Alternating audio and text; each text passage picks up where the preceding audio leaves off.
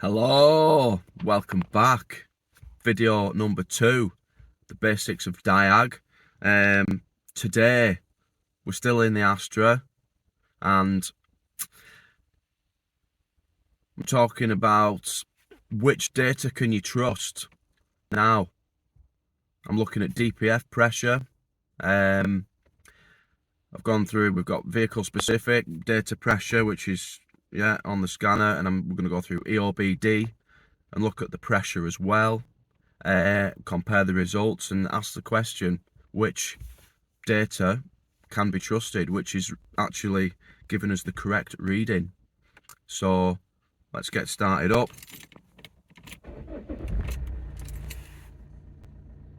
Let's have a look at the pressures. Now we're down here, look. This is the line I'm interested in. DPF pressure. To be fair, in bar, the bar scale's probably a bit too high, to be fair. It's obviously idling and reading 0, which, it should at least be reading 0.01 of a bar. You know, it's 10 millibar. If I just tickle the throttle,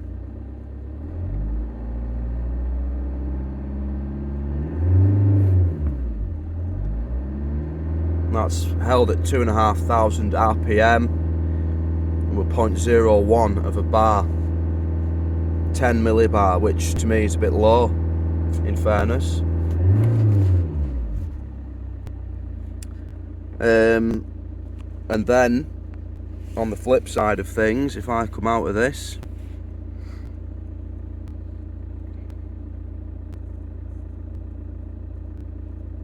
I'm going to go through just EOBD.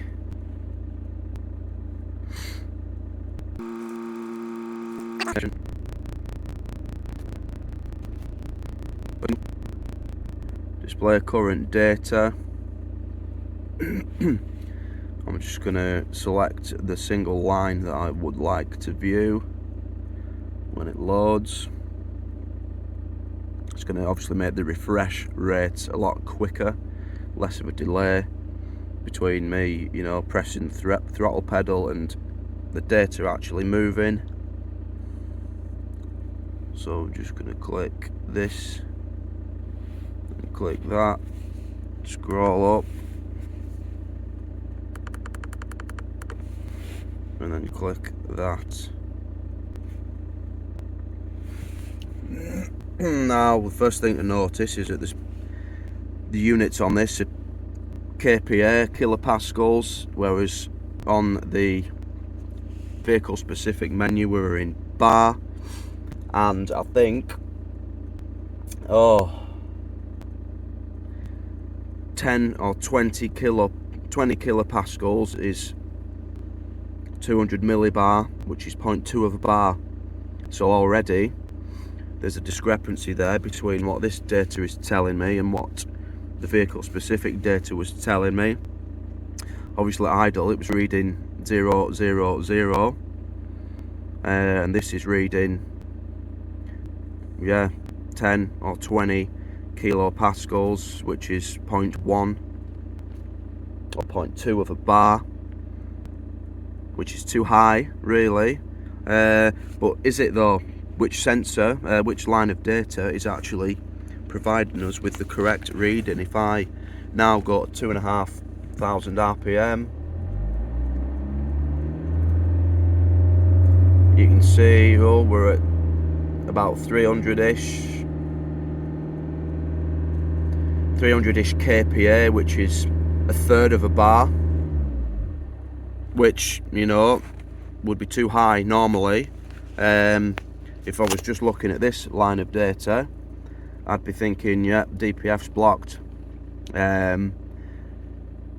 give it a clean or whatever. If I was looking at the vehicle specific line of data, then there wouldn't be an issue. So which line of data can you trust? The answer is neither of them. What you need to do is physically measure the pressure at the DPF itself, manometer or whatever sort of gauge, It's going to give you an accurate reading. That is the data you can trust when, you know, you're faced with a situation like this. Then on the flip side, you could get a Mitivac on at the sensor itself and watch the data on the screen and see which line of data is corresponding with the pressure on your Mitivac. That's what I'd be doing.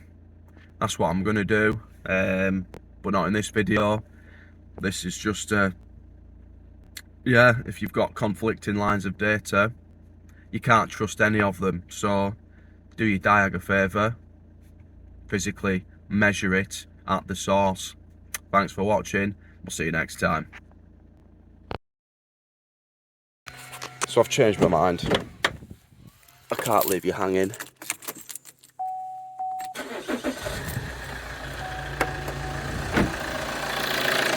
So I've got a manometer here,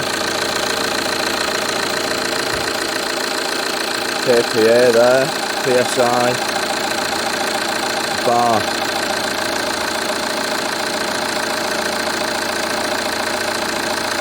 So, millibar, there we are. I'm just in here, pressure sensors there. I've got some pipes sort of hodged up.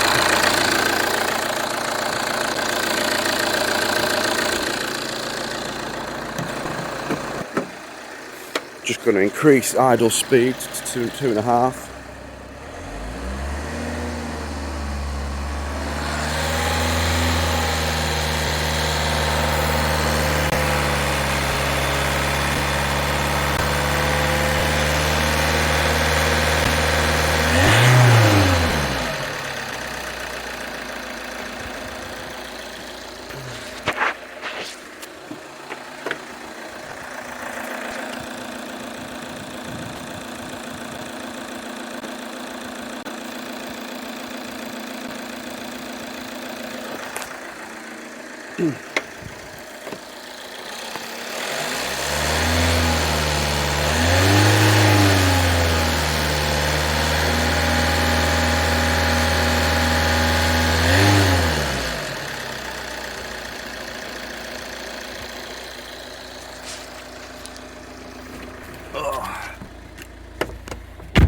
So in this instance, the vehicle specific data was correct.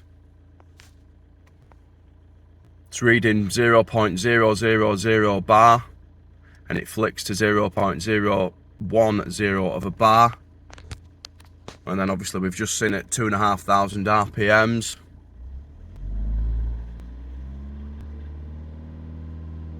.02 of a bar, which is what the live data was telling us. So in this case, EOBD data was a mile out. That's it. Do your diag a favour.